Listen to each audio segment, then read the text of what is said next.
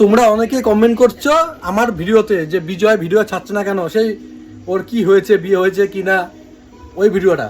তো আমি ভেবেছি ও ছেড়ে দেবে, আজকেও তো ছাড়বে। আমার সাথেও কথা হয়েছে আজকে সকালে না কালকে কথা হয়েছিল যে আজকে ছাড়ার কথা।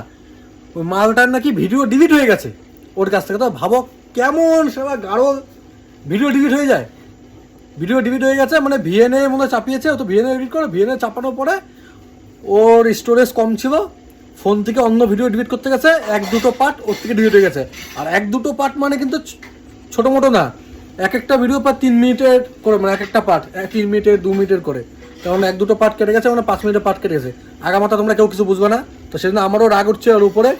তো আমি বলছি যে ঠিক আছে, যেটা হয়েছে হয়েছে, তো আমার কাছে ফোনটা নিয়ে আয়, আমি ভিডিওগুলো চেক করে করে দেখি যে থেকে মানে কীভাবে ম্যাচিং করা যায়।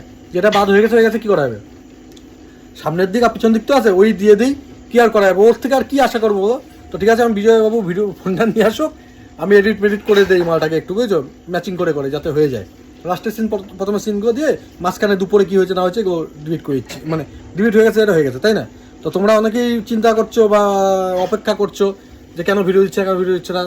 তোমরা আমাদেরকে ভালোবাসা দেখি তো এত হয়েছে না। তো যাই হোক, সেজন্য একটু বিজয়বাবুকে করে দিই, বিজয়বাবু আসুক, তারপরে মাটাকে গালাগালি দাও তো, একদম কমেন্টে গালাগালি দাও। এত বোধাই হয়েছে কী করে, মালটা এত গাড়া কী করে হয়েছে? যেটা তোমার প্রফেশনাল, যেটা নিয়ে তুমি আছো, সেটা তো তোমাদের একটু কেয়ার করতে হবে, তাই না?